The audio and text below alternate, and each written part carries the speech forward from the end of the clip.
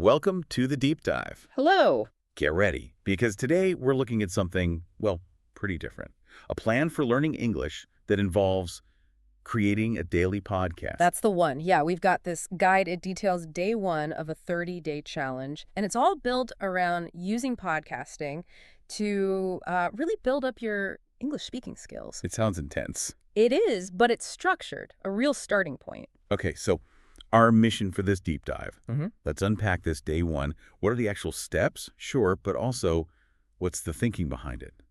Using podcasting like this as the main engine for learning, what can that maybe teach you, the listener, about, new ways to learn almost anything? Yeah, let's jump in. So day one, it's not messing around. It's straight into setting up a foundation. Right. The goal is pretty clear. Set your intention, get a handle on some real basics, and then boom, record your first episode. All in about 2 hours. The source mentions that. And also flexibility. That sounds key if you're trying to stick with something daily. Exactly. Flexibility is important for building habits. So, day one, where does it start? Where does it begin? It kicks off with step one, warm up. They suggest about 15 minutes for this. Okay. And the purpose is explicit. Wake up your voice, your mouth, your mind, specifically for speaking English. So it's like stretching before a run, but for talking. Makes Okay. sense. What's involved? Well, first up, about 5 minutes on tongue twisters. Oh, fun ones. Yeah, the guide mentions classics like "She sells seashells by the seashore" and "I scream, you scream, we all scream for ice cream." Oh, okay. And the instruction is say them 3 times each, first slowly, really focusing, then try to speed it up. That's clever. It's not just fun. It actually forces you to work those sounds, the sequences, really gets the mouth muscles going for English pronunciation. Precisely. It's physical practice for speech. Then after that, another 5 minutes for breathing and pronunciation. Breathing, how does that fit in? It's about slow, deep breaths. Helps with vocal control, stamina, you know. And while doing that, you repeat a phrase they provide. I am Shubham. I am improving my English every day. Obviously, you'd use your own name. Interesting. So it links the physical act of breathing with who you are, I am Shubham, and the goal, I am improving. It makes it personal. It totally does. Anchors the practice in your identity, and that flows right into the last 5 minutes of the warm-up. A daily affirmation. Another one. Yeah, but this one you write down and say aloud. The example is, I am confident, I am expressive, I speak English fluently. Okay, so you're starting the day by stating the end goal, fluent, confident, expressive. Feels like it's tackling that potential shyness head on, right? Before you even practice properly. Absolutely. Setting a positive mindset from the get-go.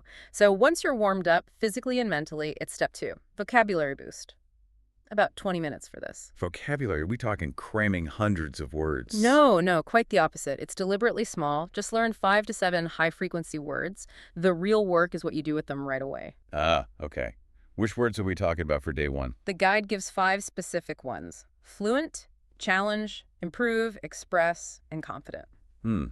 Those words are all about the learning process itself. Exactly. And for each, there's a simple definition and an example sentence. Like, for fluent, it says, means able to speak smoothly. And the sentence is, I want to become fluent in English. So you're learning the vocabulary of the mission you're on. You got it. And the activity makes you use them. First, you have to write your own sentence using each word. Okay. Then you write a short paragraph that uses all 5 words together. That's crucial. Not just recognizing the word, but actively using it, integrating it, moving from passive knowing to active application. That's the key idea. Forces you to actually handle the language. And speaking of handling language, step 3 is grammar focus, also about 20 minutes. Grammar. Where do they start you off on day one? What's the focus? The absolute basics, sentence structure, simple stuff, affirmative, negative, and question forms. Right, like the building blocks. Does it give clear patterns? Yeah, really clear formulas. Subject plus verb plus object for affirmative, subject plus don't, doesn't plus verb for negative, and dodos plus subject plus verb for questions. Simple templates. Got it. And the practice. This is important. Write 3 sentences of each type, but make them about yourself. Oh, personal again. Like the examples in the source. I live in Minnesota. I don't eat junk food. Do you practice yoga? Why does that personal angle matter so much, do you think? Well, it makes abstract grammar rules immediately concrete and relevant to you. It helps it stick because you're linking the structure to your own life. Plus, you're practicing talking about yourself, which is, often the first thing you need to do in a new language. Okay, that makes a lot of sense. So we've got the warm-up, this targeted vocabulary that you use right away, and basic grammar practice personally. It feels like it's all building towards something specific. It definitely is. Step 4 is writing practice, maybe 15, 20 minutes. And the prompt is very direct, why I'm starting this podcast. Linking the writing straight to the final output for the day. Exactly, the task. Write one paragraph, roughly 100, 150 words. And the key thing, you have to use the vocabulary words you just learned. Smart. Reinforces the vocab again. And the source gives an example paragraph too. What's the gist of that example? What does it cover? It talks about, wanting to improve speaking, become fluent and confident. It mentions seeing the 30-day challenge as a way to express oneself better for work and life. And it previews topics they might cover like farming, yoga, self-growth, everyday things. So essentially you're writing out your purpose statement, practicing the grammar and vocab, and kind of drafting the script for the main event. Yeah. Step 5, podcast time. This is it. Also 15, 20 minutes. This is where you take all that groundwork and actually, make something. Right. Record episode 1. And the guide even suggests the title, Day 1, My English Podcast Journey Begins. Very clear. Yeah, and it gives the suggested structure too. Starts with a quick intro, maybe 30 seconds. Simple hello, your name, say it's day 1, express some excitement. Setting the tone, putting yourself out there right away. Then the main talk, about 5 to 7 minutes. This is basically where you deliver the paragraph you just wrote. Performing the writing. Exactly. Explaining why you're doing this. The source suggests mentioning why English is important to you, communication, travel, study, whatever, and stating your belief that daily speaking practice helps fluency and confidence, and mentioning those topics you plan to talk about. So you turn that written piece into spoken word. That's a huge step for fluency practice, actually performing it. It's the critical connection, moving from internal practice to external production. After the main talk, there's a little word of the day segment, just a minute or so. Oh, reinforcing the vocabulary again. Yep. For day 1, it features fluent. Explain what it means, speak smoothly, easily, and use that example sentence. I want to become fluent in English. Weaving it right into the recording. Nice. Integrates it perfectly. Then it wraps up with a closing, about 30 seconds.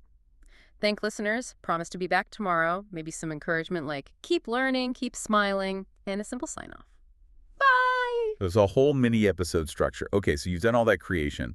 What's the very last step? Is there a cool down? Sort of. Step 6 is reflect. Just 5 minutes.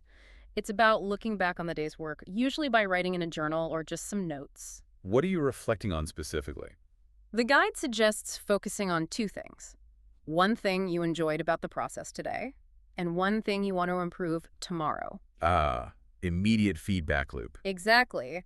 The examples given are things like maybe you liked hearing your recorded voice, but you want to work on speaking with more emotion next time. That's powerful. It sets you up for the very next day, focusing on specific, small improvements. Makes it iterative, learner-driven. Oh, and there's an optional step mentioned, sharing the podcast. Sharing it, like, publicly. You mean just with a friend or maybe on social media, yeah. To get support or feedback. Okay, that adds another layer. Accountability, maybe? Raises the stakes a bit? Could do, yeah. Turns it from purely private practice into something potentially more public, even if just slightly. So looking at this whole day 1 plan from the source, it's incredibly deliberate, isn't it?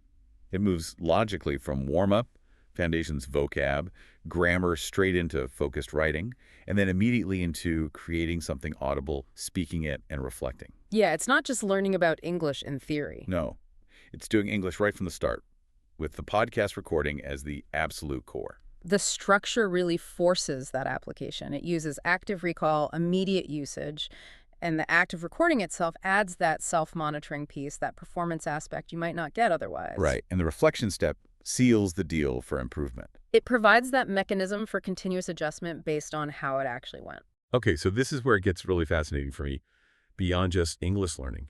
This method uses the creation of something tangible, this daily podcast, as the main way to learn. So here's the thought to leave you with. What does that actually do? Turning your learning into this regular recordable performance, even if it's just for you at first, how does that impact your commitment, your self-awareness, your actual skill growth?